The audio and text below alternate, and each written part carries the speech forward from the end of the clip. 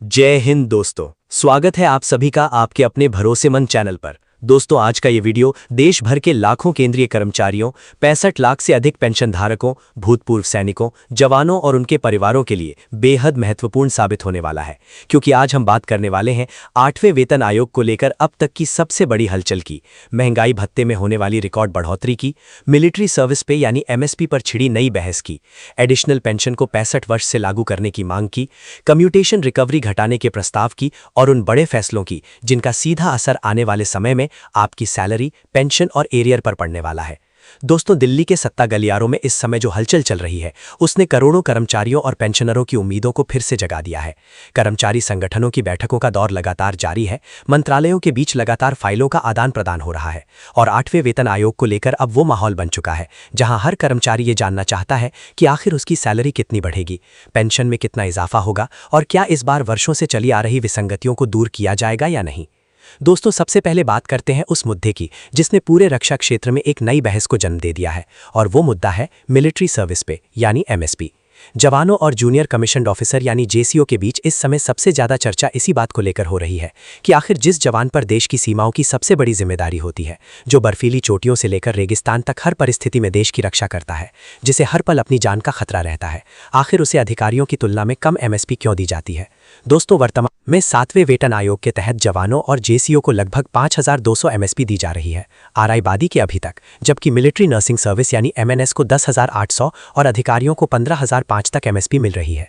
यही अंतर अब सबसे बड़ा मुद्दा बन चुका है। जवानों का कहना है कि रिस्क सबसे ज्यादा हम उठाते हैं, पोस्टिंग सबसे कठिन क्षेत्रों में हमारी होती है, परिवार से सबसे लंबी दूरी पर हम रहते हैं, लेकिन सुविधाओं और भत्तों के मामले में सबसे पीछे भी हमें ही रखा जाता है। यही कारण है कि 8वें वेतन आयोग में अब एमएसपी को लेकर नई बहस छिड़ चुकी है। दोस्तों, रक्षा संगठनों की ओर से लगातार ये मांग उठाई जा रही है कि एमएसपी को रिस्क आधारित बनाया जाए, यानी जिस जवान का जोखिम ज्यादा है उसे अधिक एमएसपी मिलनी चाहिए। लेकिन सरकार की ओर से अब तक जो संकेत मिले हैं उनसे ये साफ दिखाई देता है कि सरकार अभी भी रैंक और पे लेवल के आधार पर ही एमएसपी तय करने के पक्ष में है। हालांकि उम्मीद ये जरूर जताई जा रही है कि 8वें वेतन आयोग में फिटमेंट फैक्टर बढ़ने के बाद एमएसपी में भी बड़ा इजाफा देखने को मिल सकता है। अगर फिटमेंट फैक्टर 1.92 या उससे ऊपर लागू होता है तो जवानों जेसीओ की एमएसपी लगभग 1 लाख तक पहुंच सकती है, जबकि अधिकारियों की एमएसपी 3 लाख तक के करीब जा सकती है। लेकिन सवाल वहीं खड़ा हो रहा है कि क्या इससे जवानों और अधिकारियों के बीच का अंतर खत्म होगा? जवाब है नहीं, गैप अभी भी बना रहेगा और यही कारण है कि जवानों के बीच नाराजगी लगातार बढ़ती जा रही है। दोस्तों, एक और बड़ा मुद्दा लीव इनकैशमेंट को लेकर सामने आया है। रक्षा मंत्रालय ने वित्त मंत्रालय को प्रस्ताव भेजा था कि लीव इनकैशमेंट की गणना में एमएसपी को भी शामिल किया जाए, क्योंकि जवानों का तर्क था कि जब एमएसपी को पेंशन और डीए के लिए वेतन का हिस्सा माना जाता है तो फिर लीव इनकैशमेंट के समय इसे बाहर क्यों रखा जाता है। लेकिन वित्त मंत्रालय ने इस प्रस्ताव को अस्वीकार कर दिया। इसका सीधा मतलब यह है कि जब कोई जवान रिटायर होगा तो उसकी छुट्टियों के बदले मिलने वाली राशि की गणना केवल बेसिक पे और डीए के आधार पर होगी, एमएसपी को उसमें शामिल नहीं किया जाएगा। दोस्तों, ये फैसला लाखों सैनिकों के लिए बड़ा आर्थिक नुकसान साबित हो रहा है, क्योंकि अगर एमएसपी को शामिल किया जाता तो रिटायरमेंट के समय जवानों को लाखों रुपए का अतिरिक्त लाभ मिल सकता था।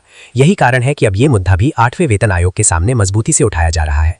अब दोस्तों, बात करते हैं उस बैठक की जिसने पूरे कर्मचारी जगत में हलचल मचा दी है। 13 और 14 मई 2026 को 8वें वेतन आयोग के साथ रक्षा मंत्रालय, रेलवे कर्मचारी संगठनों और पेंशनर एसोसिएशनों की अहम बैठक हुई।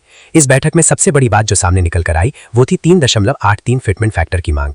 दोस्तों, पहली बार ऐसा देखने को मिल रहा है कि लगभग सभी बड़े कर्मचारी संगठन एकजुट होकर एक ही आंकड़े पर सहमत दिखाई दे रहे हैं।